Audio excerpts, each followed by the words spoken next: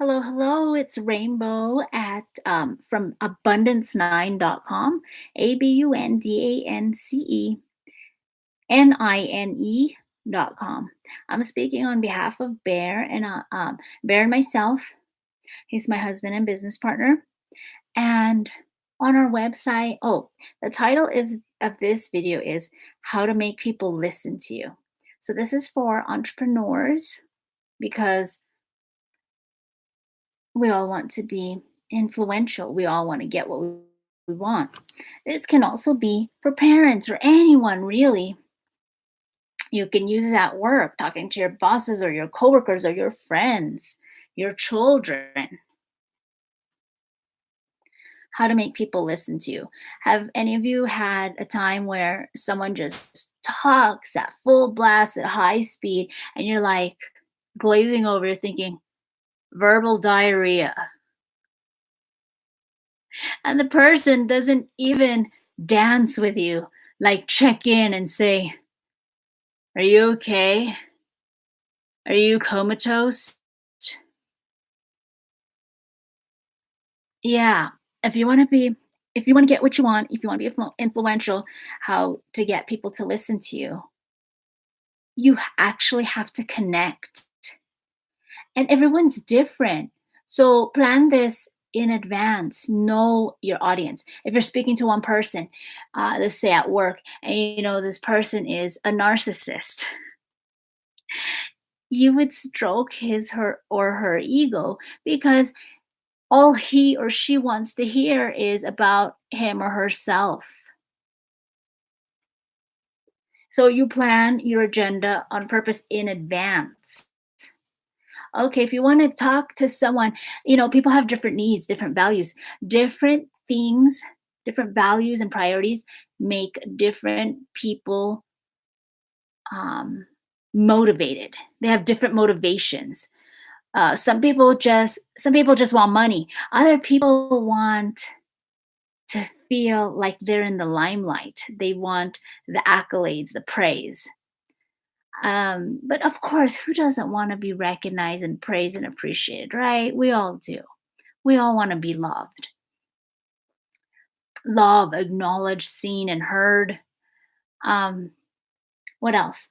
Other people may say, "Oh, I don't want the credit. It just makes me feel good to know that I'm helping people." Or other people may say, "Oh yeah, I want the money. I'm saving for this car." So when they hear the key words, they'll perk up. They'll be more receptive to you.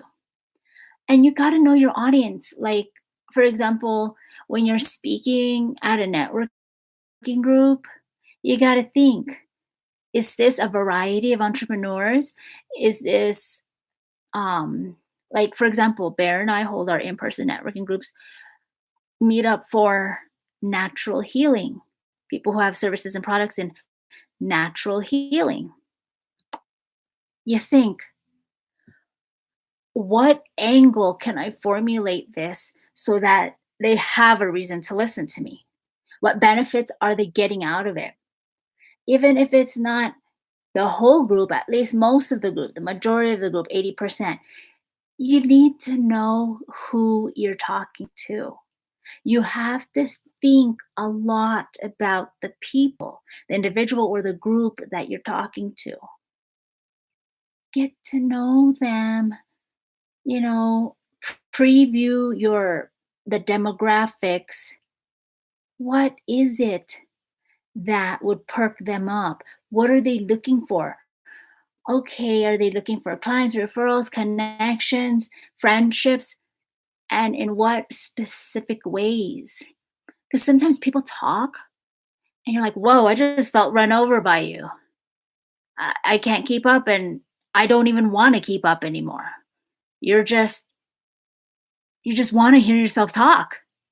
I've heard one of the teachers say this to their students: shut up. Just want to hear your own voice. You just want to hear yourself talk. You're not giving any, basically, like I was trying to say, read between the lines, you're not giving any value. So, how do you get people to listen to you? Give value and show up to give. And what can you give? You don't always have to give money, enrolling in someone where they make commissions off of you. You can give appreciation, respect, your time, listening, just your time, your attention and your energy, just listening. A lot of the times people don't feel heard.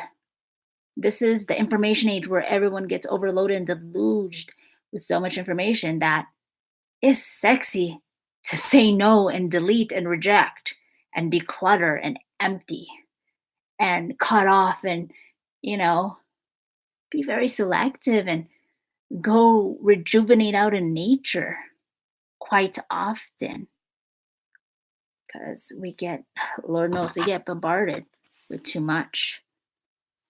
Um, and this information age, internet is great. Great, strong purposes. Build, unify, connect, activate, activism, missions, solve problems. And at the same time,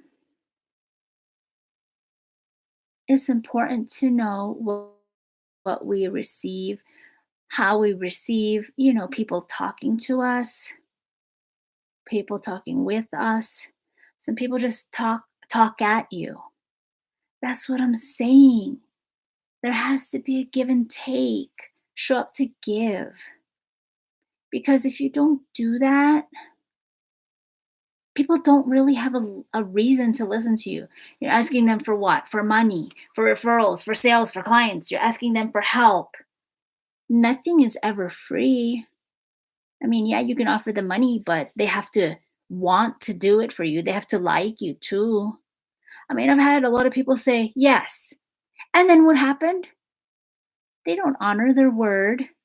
Was they willing and ready to pay? Yes. I was setting appointments and they'd be flaking out. Do I still see them? Yeah. Awkward and chummy, but you know what? I even had a conversation after periods of time in this healing and forgiveness with one of the dudes that said he didn't even apologize. And quite frankly, I don't really give a fuck because forgiveness, release, you know, I choose to be happy with forgiveness treatment. I actually congratulated him for winning all these awards. And then instead of saying sorry, he told me, well, one of my bosses even told me, you need to learn how to say no. And then he said, well, the reason I don't say no is because I don't want to lose opportunities. It's coming from the lack matrix, scarcity, fear, lack, competition. Right? And basically, you know where I stand on this. When you value your self worth and you operate from the abundance matrix, from prosperity consciousness, you know there's never a lack of opportunities. There's always infinite opportunities and possibilities. Just because you missed one thing, there's still more to come, baby. So I guess that may have been his way of saying sorry, or maybe he just forgot. Either way, I'm not one to hold a grudge, and I care for my health, my peace of mind. That's why I implement forgiveness treatments. But anyways, getting back to the point of how to make people listen to you. So, how do you warm them up? How do you lubricate them? Yeah, I already mentioned praise. Finding out what motivates them, what turns them on. Some people want money, some people want praise, some people just want you to listen. Some people talk too much and too long, but that's just the way they operate. Other people want to be included in your decision making process. They like to have a leadership role or be invested in that way. Other people, who knows? Who knows what their motivations are? You have to figure that out for yourself. But if you want people to listen to you, like I said, get to know them, connect, dance with them. Don't just talk at them. Don't just fucking like run over them with full force and intensity and speed. And you're like, Whoa, I didn't even ask for this. This doesn't even apply to me. And you're being a turkey. You're not even asking, so how are you? So what's new with you? You gotta care. Yes, respect people's time by not talking too much unnecessarily. Just this is the language of kings and queens. Just talk when you need to talk. Make sure it's something that will be geared towards how you want to influence. Do you want to be known as a taker? Do you want to be known as a giver? A giver of nuggets or a giver of help or whatever, a giver of praise. When people think about you, are they going to be, oh, yeah, she's cool. I don't mind hanging out with her. Or do you want to be the person that people are like, ugh, cringe and like, yeah, I'm going to block that call. I'm not going to answer that person because that person's a grabber. All they do is take, take, take, take, take, and they don't give a fuck about me or even saying hello. So these are several ways of how to make people listen to you. For example, if you're going to be presenter, speaker, know your demographics. Don't just talk about what you want to talk about. Yeah, I've made this mistake. Bear and I have made this mistake and, oh, I want to teach these classes, blah, blah, blah. But then we realized over the years, you have to create and teach what people are looking for. It's not about what you want to do, it's about what they need. So this is so important. Oh my gosh. I can't even, I don't, well, I guess you'll just have to take notes and rewind because honestly, I don't have a bullet point list to recap all these tips and strategies for how to make people listen to you. Okay, maybe I can. Let's see. You can pause and get a notebook. Write it down. Connect with them. Find out their motivations. Give before taking or give before asking. Um, find out their motivations. Connect. Give before asking. Oh, package what you do, whether it's your offerings, your marketing, your training, or your speech or your presentation for talk about what people need. And if you're not sure, take a survey, take a poll. Or when you have more experience, your clients and prospects will tell you what you need. Fuck, we didn't choose psychic protection training, but that's what we're known for. I mean, repeatedly, we're just doing shamanism, shamanic healing, and Reiki energy healing in the beginning. But the clients that kept coming to us made us realize our calling. And so our curriculum kept growing bigger and bigger and bigger. And now it's programs. So we're known as the shamans of psychic protection. Our signature system is attract loving relationships, heal and prevent psychic attack.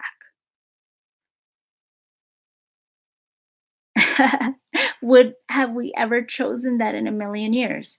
We choose that? Hell no. It chose us. So we figured it out over the years. You do have a calling. You have multiple gifts and contributions. You don't have to be stuck in one thing. Maybe they can be related, maybe they're different.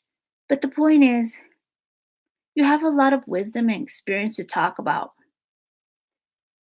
If you want, you can even ask the person who's hosting you, "Hey, what is the audience needing? What do you feel they need since this is your platform? This is your database, this is your audience. These are your clients and I'm speaking here." Or even if you don't prepare if you're that confident and experienced, you can do it on the fly. And I've learned to do this.